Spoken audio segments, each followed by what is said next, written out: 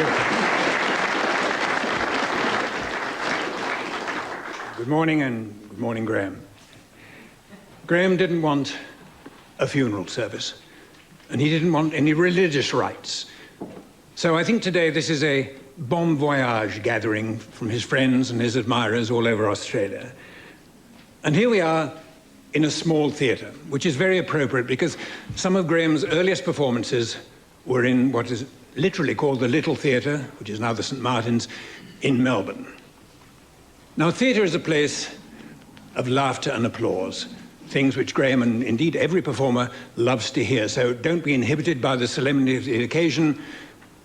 Where appropriate, let's hear laughter, let's hear applause, as indeed you've already started doing. Thank you. There's been a lot of tributes coming to Graham, and a full house here is a sign of that, something he would have welcomed, and hopefully a lot of ratings at home. The tributes have come in from all over. He was much loved, and there's no better epitaph for anyone than to say he was much loved. I'd like to give my own tributes to some other people who cared for Graham in the last years of his life. Tony Sattler and Noeline Brown made...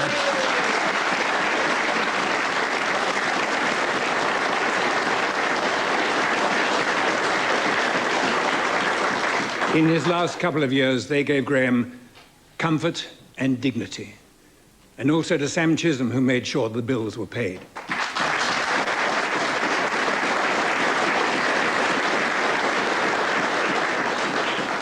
Delivering a eulogy for a close friend and for someone who is so much admired is never a happy occasion.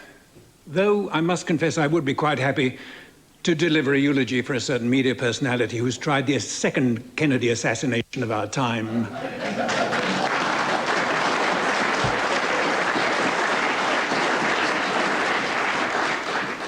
And failed. I have some messages here from people who've worked with Graham. From Rosemary Margin in Melbourne, who was with Graham on IMT.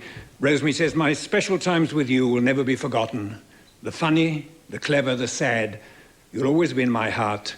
Thanks for the memories." And from Barry Creighton in Hollywood, he says, "Graham was the very foundation of Australian television. He was the boldest entertainer of not only his generation, but possibly of any generation in the television medium. There was only one Graham Kennedy, and he was indeed the king." Today, in this audience, there's a wonderful feeling of affection, and that's personified in the lyrics of this song, which is going to be sung to us by John Paul Young.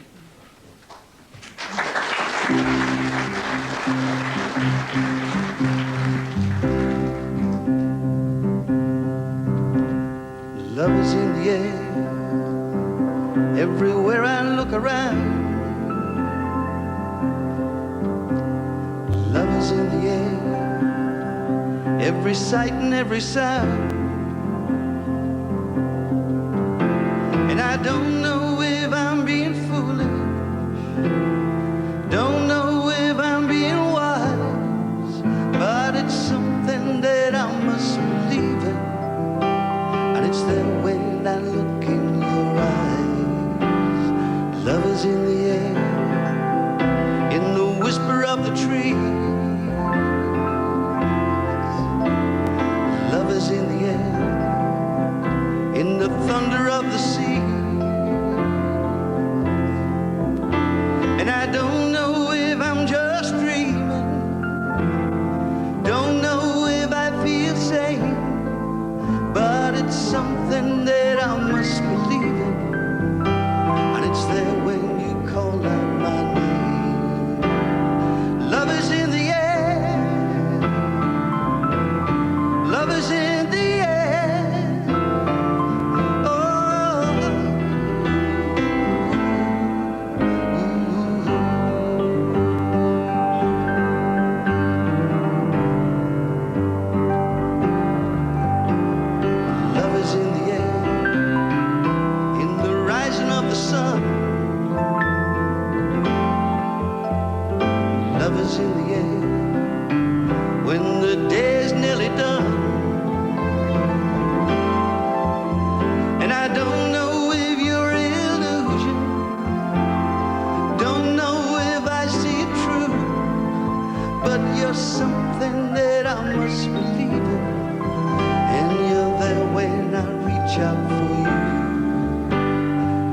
is in the air. Everywhere I look around, love is in the air. Every sight and every sound. And I don't know if I'm being foolish, don't know if I'm being wise, but it's something that I must believe in, and it's there when I look in your eyes. Love is in the air.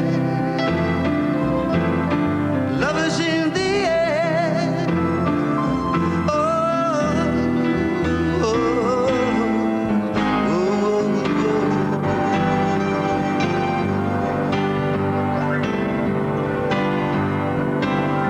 oh, love is in the air. Love is in the air. Love is in the air. Love is in the air. Love is in the air.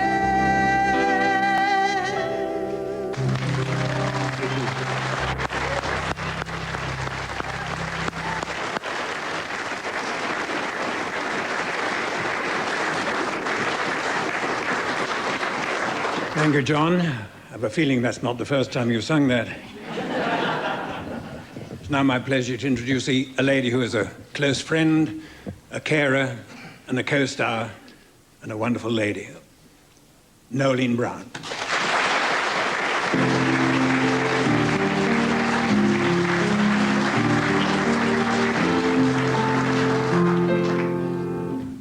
I didn't think Graham was ever going to die. I thought a few times we got close and we had memorial services organised and he got better. So I was always expecting him to get better. In fact, I said to Tony, he's going to outlive both of us. So I've just got a few memories of Graham when he came to live in the Southern Highlands. They're not early show business memories, but he was really happy here because he was almost anonymous. Everyone knew it was Graham wearing a disguise, but they just sort of wave and pass by. He had a wonderful time living on his farm with his wonderful big Clydesdale horse, an ex-Carlton United draft horse, and a beautiful dog called Henry. Henry's mother is here today. She wanted me to know Mari's here. I'd just like to tell you about how he acquired Henry. He had a vet living nearby who said, I think you've got your horse, you should have your dog. So he said, well, yes, I'd like to audition a few dogs. So he went along to Mari and Mari's husbands, and they breeded golden retrievers. They bred golden retrievers. And he thought that there was one that was small and was the runt of the pack and had been castrated because no good for breeding purposes. So Graham said, I decided on Henry because all the other dogs were poking fun at him because he had no balls. So they were wonderful friends, and Mari brought along a photograph of Henry, and that's going to go with Graham and is going to be cremated because Mari and I both believe that Henry and Graham are going to be together in heaven. But when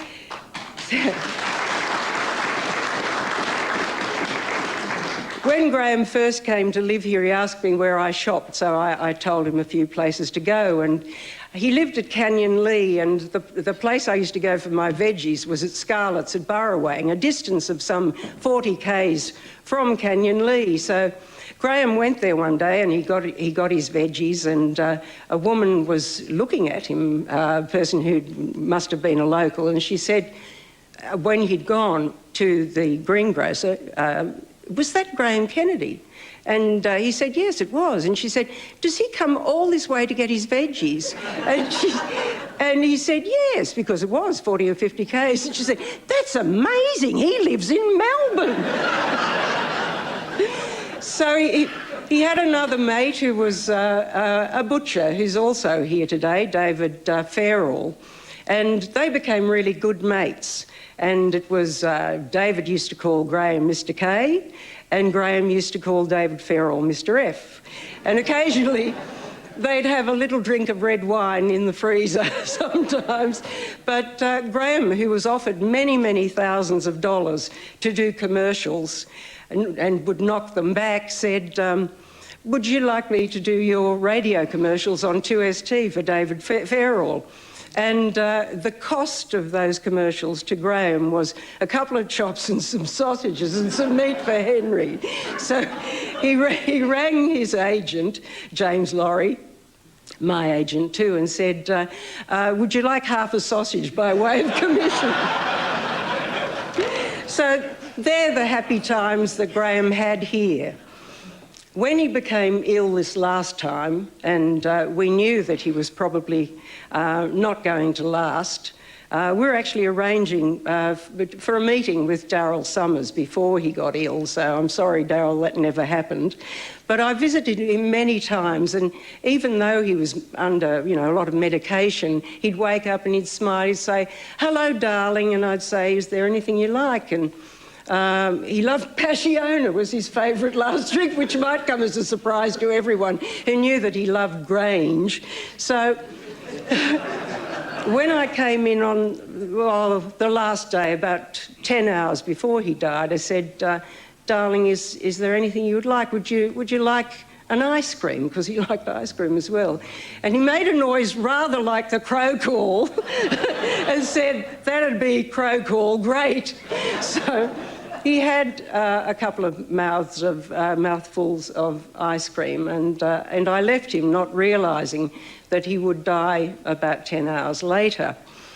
But one of the nurses who's here today told me that the doctor spoke to him and said, Graham, this time your pneumonia is really, really serious.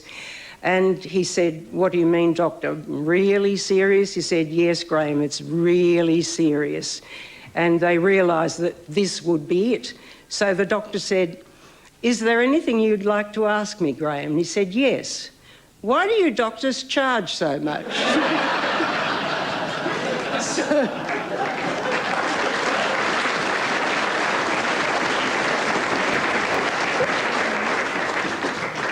I think that's all I've got to say about Graham, except I loved him, he was family, and I'll miss him, but he'll always be here.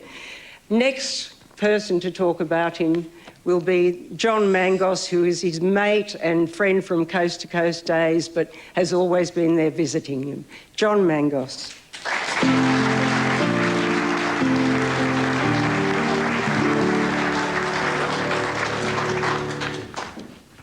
Thank you, Noeline. He loved you, too. I want to talk about the things that Graham loved.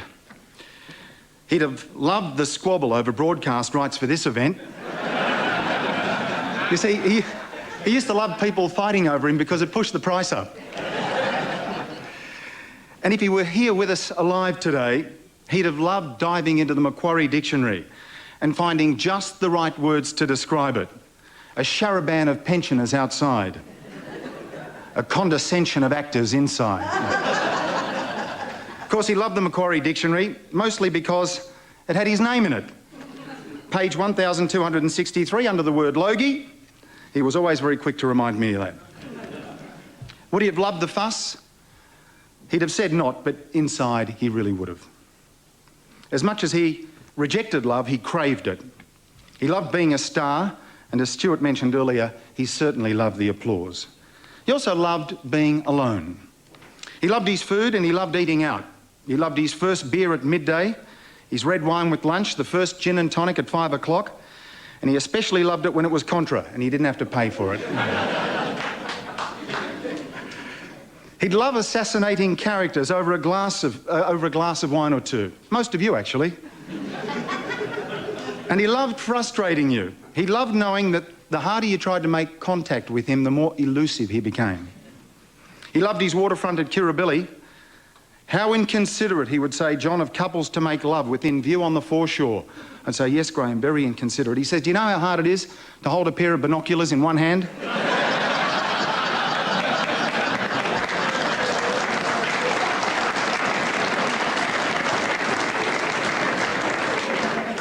But my fondest memories are not necessarily those of the shows we did together or Kirribilli, but of course, as Noeline mentioned, our very warm and loving friendship afterwards. The years at Canyon Lee, on the property he called Clydesdale after the horses that he loved so very much.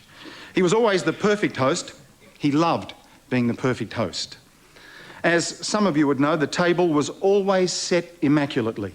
Always the appropriate cutlery, the appropriate crockery for that specific meal, always. And of course, as most of you would know, most of it was stolen from Qantas First Class over years of travel. Those were the days when it was Wedgwood. In fact, once upon learning of my travel plans, he said, "Which airline are you flying, John?" I told him Qantas. He said, "Great." He said, would you be kind enough to get me a saucer? He said, "I've broken one and now my set is incomplete." I naturally said I'd oblige, and then I grappled with the guilt. Do I steal one or do I ask for one? Well, as it turns out, I ended up with 2 saucers, because I did both. And then I sent the triumphant fax announcing that, "Graham, what a hero I am. Not one, but I have procured 2 saucers." And immediately came the reply on the fax machine within seconds. "Shit, now I need another cup."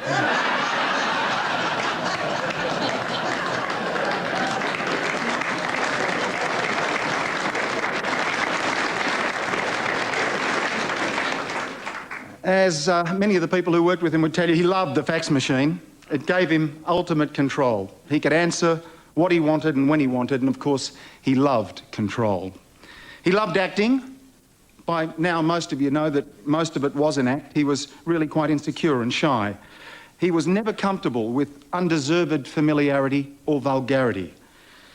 And yet, when he was acting, he mastered vulgarity and he dumped it in our living rooms and we lapped it up. We loved it. One of his favourite stories, in fact, on the subject of vulgarity, because he loved his dictionaries, was the woman at the launch of the Funk and Wagnalls. Remember he used to talk about the Funk and Wagnalls dictionary? A woman who complained to one of the authors that it was a fine journal indeed, but what a shame they had scooped so low as to include the F word. And Graham absolutely loved the response of the author. "Thank you, madam, but how very low of you for noticing." And looking for it. He loved his pencils. He surrounded himself with dozens of cups holding pencils. He loved his pencils because they reminded him of his poverty-stricken childhood when he couldn't afford pencils. He loved Melbourne, and he loved the St Kilda Footy Club. And it's nice to see the boys here from the club.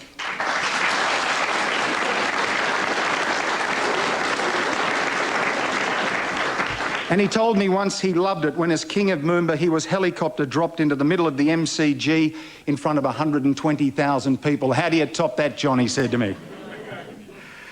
He loved being Frank Sinatra's warm-up act during a tour of Australia. He especially loved a gag that he and Frank Sinatra concocted for the after-show parties.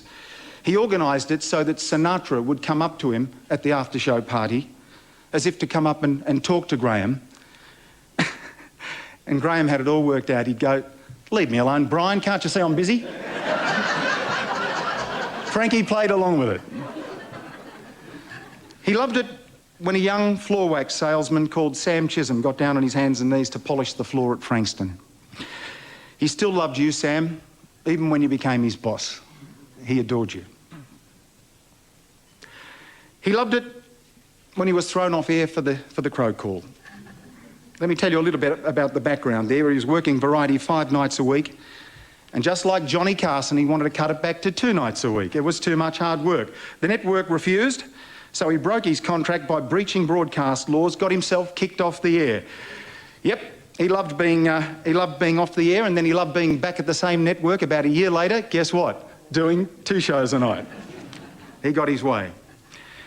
He loved me, and he loved my mum. My mum's name's Dot, but he would call her Diamantina. He was on her cooking list, you see. Every Easter and every Christmas, he'd get the Greek Easter cookies and the Greek Christmas cookies. He loved those. He loved inquiring about my upbringing, and he loved family meals together. In fact, he even came to some Mangos family meals together. He seemed to love reliving things that maybe he'd missed out upon in his childhood. I'll close by saying our friend Graham loved a lot of things. I just wish he'd have loved himself as much as we loved him.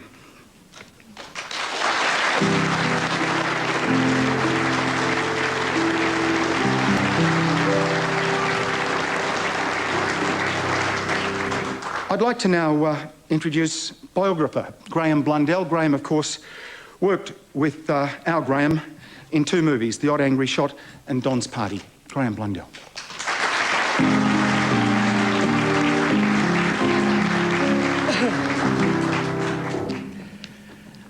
Graham Kennedy will always be remembered as Mr. Melbourne by the generations who grew up with him in that city, the way I did. The rest of Australia, of course, called him the King, or just Graham, and for 30 years he was our biggest star. In my time, it was Graham who first led television's comedy charge. He was there at the very beginning, hurling custard pies with jubilation on In Melbourne Tonight, giving his audience countless laughs that were really metaphoric comments, not only on how we lived day to day, but if we really thought about it at all, on the nature of humankind, its frailty, deceptiveness and trickiness. When relaxed and flying in top form, he was impossible to keep up with. It was said that he could read an audience like skywriting. He'd come from radio, but we loved the way that he spent his life laughing at the orthodoxies of television, externalising its workings, lifting his slim digit to its pieties. We talked about it on the buses and the trains and the trams next morning, sending everything and everybody up mercilessly while the studio audience shrieked and howled. There were the trademark fish eyes that said one wag made him look like a famished barracuda. Those ocular reactions, the blank stares and smug looks, and the lightning double takes that were the special Kennedy things. The way he darted around, a pale figure in a dapper suit. He was always dressed to the nines. His assurance was breathtaking as he did his cheeky schoolboy act, igniting outrageous feasts of timing and audience control. The oyster-eyed boy, journalists found 1,000 ways to describe his features, and he didn't like all of them, was hired by Melbourne's new Channel 9 with imitations of the American Tonight shows of Steve Allen in mind. But that initial source of inspiration would never curb the local kid's style. The only similarity was that Graham sat at a desk most of the time. He dealt not in urbanity, but in a manageable sort of iconoclasm, and his timing was right, wrote TV critic Sandra Hall in the 70s. He arrived just before seeing Tonight Show compares fail, had been permitted to become just another national sport. It was Graham who first taught us about television. He gravitated towards television like a tuning fork, Noel Ferrier once said, and its power to displace such commodities in our lives as conversation and solitude. Graham was always able to turn adversity into a kind of triumph, ordinariness into adventure of the riskiest kind, and subtle sexual subtext into broad social acceptance. With Bert Newton, he did crosstalk comedy with the immediacy of reminiscing brothers. Sometimes they looked at each other as if searching a shared memory. He believed no single performer in the history of the world had so often been dropped down, blown up, hit, hurt, crushed, smashed, exploded, drowned, shot, clouted, bashed, and generally physically embarrassed more than he had. He reigned over local television for 40 years as talk show host, game show presenter, satirist, commentator, and as an actor of great quality, when briefly he left TV for the film industry. In retirement, he was as modest of his achievements as might be expected of someone who had achieved so much. In his final act of retirement is a living example of the truth that a life lived is more valuable than the creation of any artwork. Graham Kennedy always understood too that in show business, hitting what you aim at is what counts, and above all, knowing when to quit. The show-off, clacking slapstick clown was stage managed by a sophisticated, lonely man who always knew when the party was over. I think people like watching me because I carry on as they would like to if they were put in front of an audience, in front of people, he once said. I don't classify myself as a comedian, though sometimes I'm funny. I can't really sing and I can't dance. I can't really interview anyone, but I can talk. A famous person once said about me that I didn't do anything on television, but I did it better than anyone else. Ladies and gentlemen, some clips of Graham Kennedy doing just that.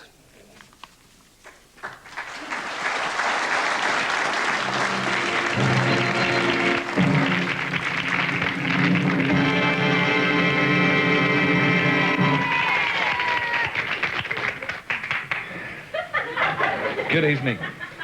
Don't you hate that commercial? Yesterday I wasn't feeling very well. And I couldn't play with Sharon. And I couldn't play with my teddy bear. But last night Mummy gave me a chocolate. Did she ever?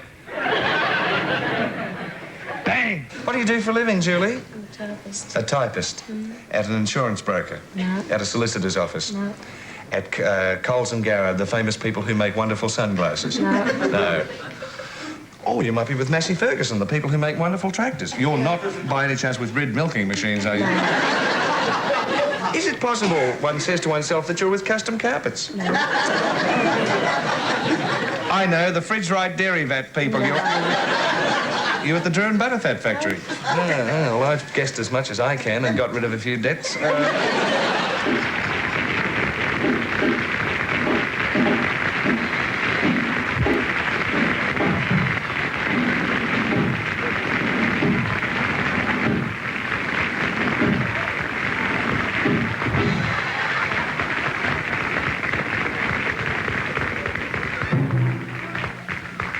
Nothing like jumping around to relax. How do you feel tonight? Oh, shut up, you lot. An animal lover who thought he'd bred a one-eyed cat discovered that it was entering the room backwards. You can do so much with them. It's like a foundation for an exciting meal. And I'm at Sayer. Not only that, you can make vanilla slices. Have you seen that commercial? Nice homemade vanilla slice made out of 2 Sayer biscuits. Now about that? Sounds like dysentery, doesn't it? I don't have to eat it tonight, do I? I do have to. Oh, that's good, because I love it. What flavour have we got tonight? Blueberry. The little black things. Yuck. No, it's good, though. It's good. It's Peter's real fruit yogurt, and it tastes delicious. Mmm. I beg your pardon? Take them all. Oh, all right.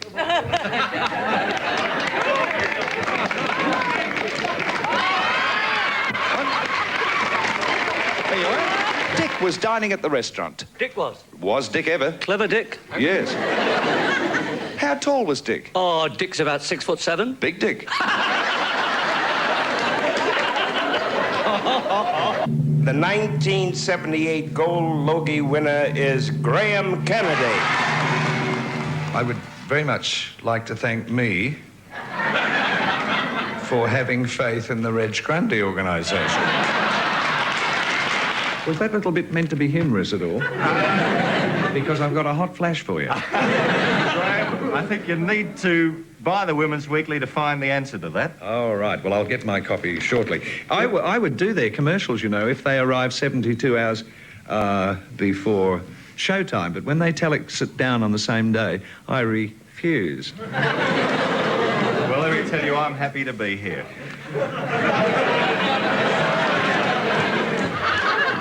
I've got a glandular.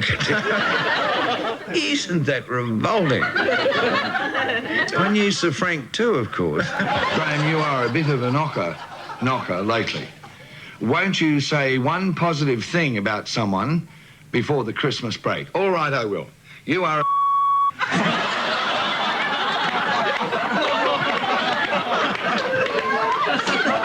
It's positive. I can't go into my first erotic experience. I can't expand on that. I mean, I remember it as being a very tender, wonderful moment. I just wished at the time, I remember thinking clearly, I wish I had some company. I'd walk 1,000,000 miles for one of your smiles. Mammy. That's Sam Sutcliffe. We wanted you to meet him. It's just a thrill. Because that is a nicely framed picture. Well, spot Graham Kennedy. 5, 4, 3, 2. Oh, there you are.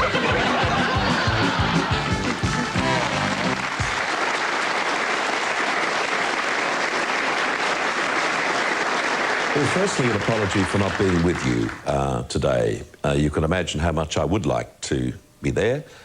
Graham used to joke with me about the fact that I loved going to a funeral. He used to say it in the nicest possible way. Once he said to me he'd go to the funeral of a joke that died. You know, not too many jokes died with Graham around. If they were dying, all of a sudden he'd throw away the script or throw away the intention of the sketch or the little bit at the desk and start afresh with something new until those laughs started to come again. But we all know that was the sort of performer Graham was. Today, I just want to let you know something that I'm sure you know anyway. Apart from being the best television performer this country has ever seen, it's also worthwhile remembering that the influence that he had on television was quite amazing, the likes of which I can't remember anybody else in one particular medium having the influence that Graham had in television. I said on my show, Good Morning Australia, last Friday morning, that a lot of people are saying that Graham changed Australian television. It's not totally accurate because Graham Kennedy basically started Australian television in terms of tonight shows and chat shows and variety generally. And I know that I wouldn't be sitting here on the set of Good Morning Australia. I don't think Rove would be sitting on the set of Rove Live and all of the other compeers with their shows. They may be working in television, but I don't think they'd be doing precisely what they're doing and what I'm doing. If we were working in television, there's every chance we'd be repairing television sets because before, months after the start of television in Australia, when Graham started in Melbourne Tonight, it was a whole new vista, not just for Australia, but for the world too, because it started out, or was supposed to be, and I'm sure you know this story, a Tonight Show like Johnny Carson and Steve Allen and Jack Power and all of those people, but Graham just made it his own. The only similarity was the fact that there was a desk there and there were songs. From a personal point of view, I've known Graham for 50 years. We first met in 1955 when we were both in radio. He was at the greater 3UZ and I was at the quality station, 3XY. And the friendship began in 1955 and has lasted ever since. A friendship that I hold so dearly. The memories are great, I know, for all of us. And my memory of Graham Kennedy is not just as that wonderful television personality, but somebody with whom it was terrific to spend time. He liked the good things in life. A lot of people say he was a recluse. I know that Noeline and Tony don't agree with that word, nor do I, because he was private and he was shy, but that doesn't make someone a recluse. And speaking of Tony and Noeline, I just wanted to say, from friends who won't be there on this occasion that you're attending, thank you for looking after Graham Kennedy. It hasn't been just something over the last couple of weeks or couple of months. We're talking about years. He was very lucky to have friends like you, Noeline, and Tony, and I know you considered yourselves lucky that he was your friend. The whole thing was summed up for me on Wednesday of last week when the news came through. Not just the sadness at Graham passing away, but I think Noeline said it for all of us when she said, I saw him only hours before he died. I was sleeping, I was dreaming of Graham, the phone rang and the news came through. And Noeline's last line was, I wish I'd been there to hold his hand. Noeline, that's how we all feel. And thank you for letting me say these few words.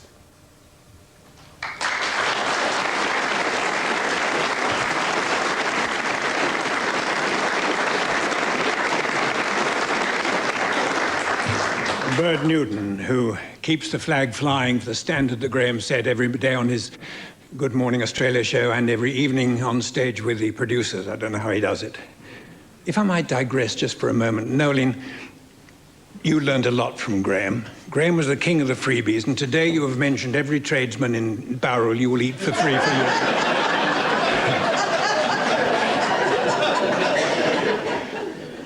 Bert's wife, Patty, has sent this message. All that Bert has said about Graham is how I feel. I've always loved him personally and professionally. Graham used to say on IMT, we're going to make a star of Patty McGrath. Well, that didn't happen, but I got to work with the king. and that made me at least feel like a star. Graham, you'll always be in my heart. I've also got a message from Carol Ray, who was with us on Blankety Blanks, and Carol said, I never ceased to be amazed at his professionalism and skill. In show after show, he made it seem so easy, more like play than work. I'll always remember his mischievous, irreverent, and bawdy sense of humour. His contribution to our profession has been enormous. Graham loved writers. He realised, as we all come to eventually, that without the writers there is no show. Right from the early days with Freddie Parsons and Ernie Carroll, right up to Gary Riley and Tony Sattler, he admired them all. And someone who wrote for all of us who were at Channel 9 in those days was the gentleman who we're going to hear from now, Mr. Mike McCall-Jones.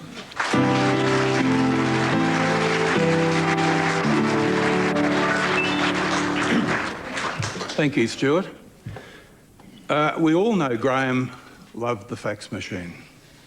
He loved receiving faxes, but he particularly loved sending faxes. I was wondering this morning just what I could say.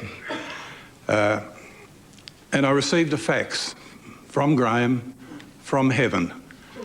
God knows how he got the number. I guess that's how he got the number. And I thought I might read it to you. So this is a fax from Graham, from heaven. Dear Mike, speak up and don't faint. Graham knows how terrified I am.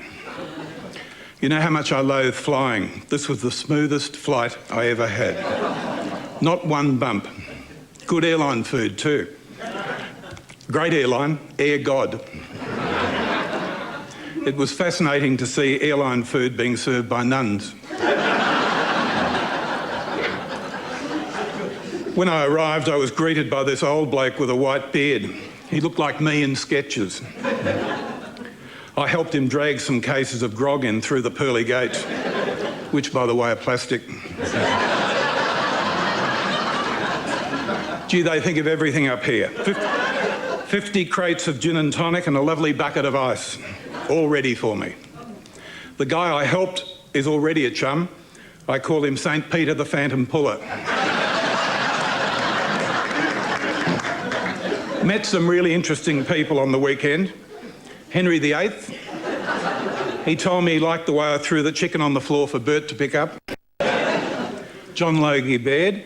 He said he's going to name an award after me, the Cyril.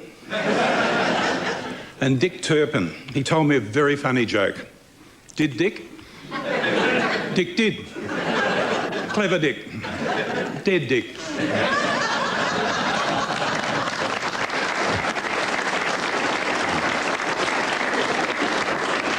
Page 2. I hear Darren outed me. I've got a hot flash for him. It's rife up here.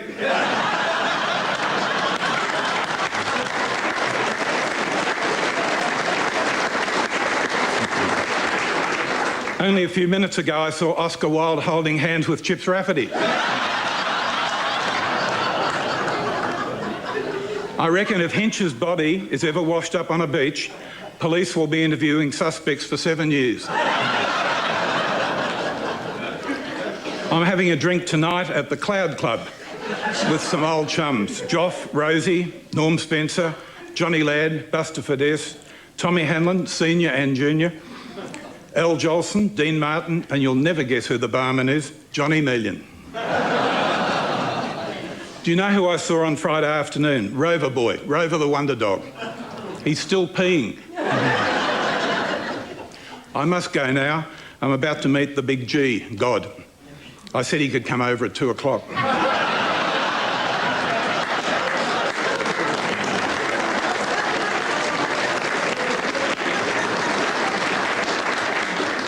Love to Tony, Noeline and all. Graham. Oh, there's a P.S. P.S. I almost forgot. You'll never guess who I had dinner with last night. Joan of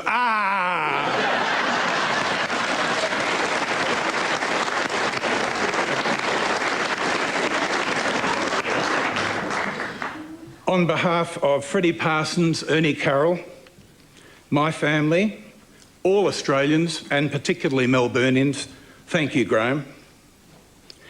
if Graham ever wanted to lift a show when it was flagging, he always got the audience to move into it and help along with some songs. This is really hard for me because it does involve singing. But we do have the leader of the Mittagong Glee Club here. And one of Graham's favourites was the Chum song. So I urge you all to sing along a lot louder than me, please. Being a chum is fun, that is why I'm one. Always smiling, always gay, chummy at work and chummy at play. Laugh away your worries, don't be sad or glum, and everyone will know that you're a chum, chum, chum. Faster, Jeffrey? Certainly. Being a chum is fun, that is why I'm one. Always smiling, always gay, chummy at work and chummy at play. Laugh away your worries, don't be sad or glum, and everyone will know that you're a chum, chum, chum. Thank you very much.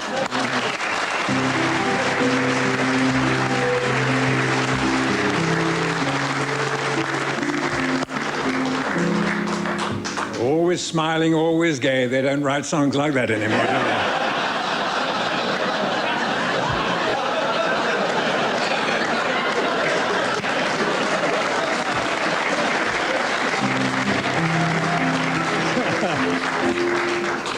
Music was always a great part of Graham's life. He loved it. And who can forget the duets he did with Evie Hayes, with Elaine McKenna, and with this wonderful lady who's coming on now, who was indeed a compere herself of IMT, the first woman compere of a Tonight Show in the world, the inimitable Miss Tony Lamond.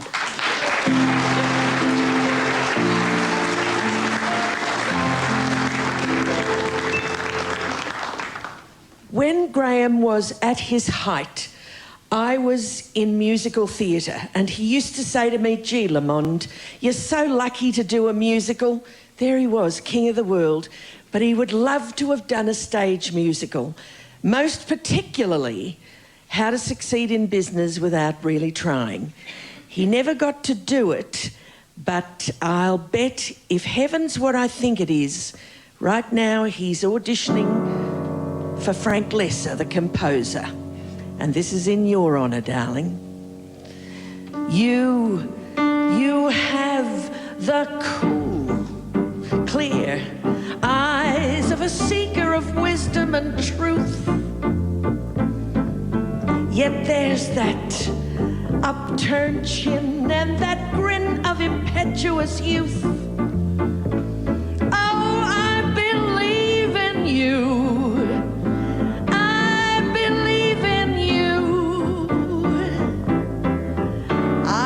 The sound of good, solid judgment whenever you talk. Yet there's that bold, brave spring of a tiger that quickens your walk. Oh, I believe in you. I believe in you. And when my faith in my fellow man all but falls apart, I've just to see your hand grasping mine, and I take heart to see the cool, clear eyes of a seeker of wisdom and truth. Yet there's that slam, bang, tang, reminiscent of gin and vermouth.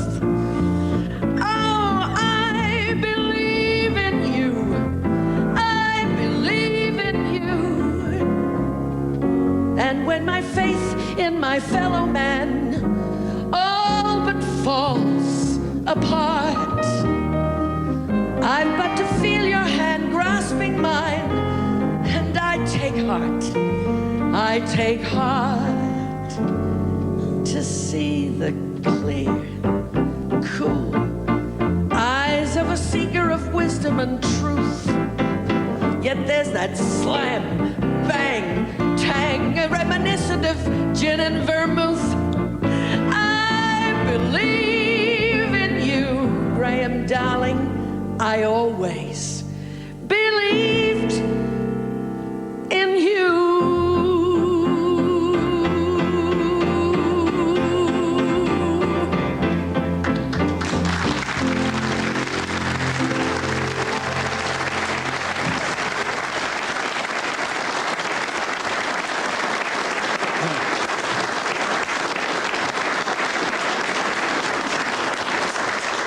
Thank you, Tony. It's wonderful to look around this audience here today and see so many people from the early days of television. It's a bit like walking through Madame Tussauds, but... In the 70s, Graham started a new career as a film actor. And a very successful career it was. He took up the challenge with his usual aplomb, and again, he valued the writers more than anything. And the gentleman who wrote 3 of the movies in which Graham played is here to pay tribute, Mr. David Williamson.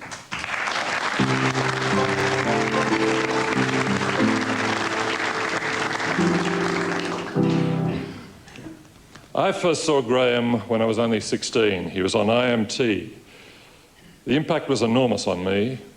Suddenly, staid, puritanical Melbourne was undermined and subverted by his wicked, impish spirit.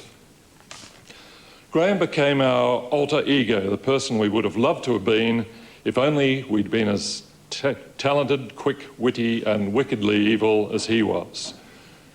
So it was a great thrill for me that this talented man, my boyhood hero, brought to life so wonderfully 3 of my characters in a way no one else could have done. Ted Parker, the pie manufacturing president of the club that hadn't won a premiership for 19 years. He created a poignant and touching portrait of a man out of his depth, a man whose tragedy was that he never had the ability to play the game he loved with the team he loved, a man who didn't know the knives were out for him already. And I'll always treasure the way Graham played his final scene. The axe had fallen, and he gathered all his frail dignity, and our heart went out to him as he was banished from the club he loved.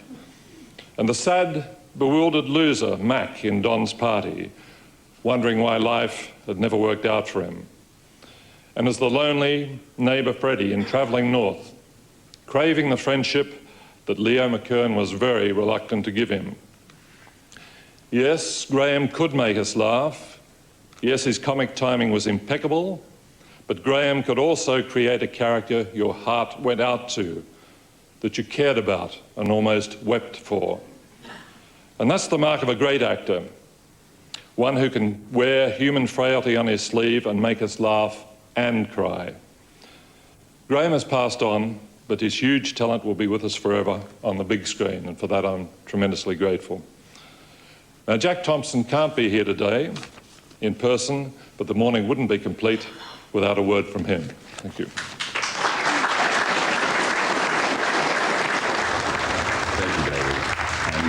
Thank you for introducing me to Graham, because if we hadn't done the club together, then I probably wouldn't have got to know him quite so well.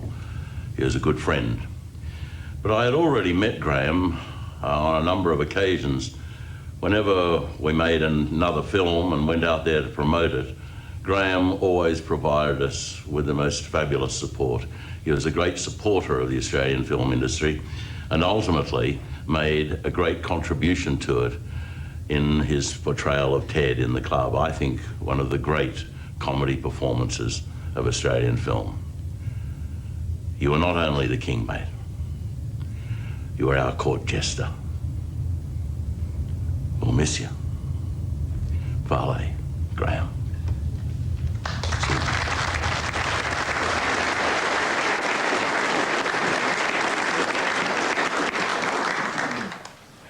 Graham wasn't a religious man, but if he has gone to meet his maker, I like to think that the scene is pretty much as depicted in Bill Leake's cartoon, which is on the back of your programs, and I think, perhaps not, coming up on the screen, there is Graham arriving in heaven to a great mob of his old chums welcome him with a mighty hurrah. No, it's not coming up. It was a good idea at the time. Graham is going to have the final word, as always. He sings For All We Know, and as he does that, the president, the coach, the captain, and the members of his beloved St Kilda AFL team will be bearing him away. When that happens, let's give him one mighty last standing ovation, shall we? Here is Graham to sing For All We Know. Goodbye, Graham. We'll miss you. We know we may never meet again. Before you go, make this moment sweet again. We won't say goodnight until the last minute. I'll hold out my hand. My heart will be in it. For all we know, this may only be a dream. We come and go like the ripple on a stream. So love me tonight. Tomorrow was made for some. Tomorrow may never, never come. For all we know.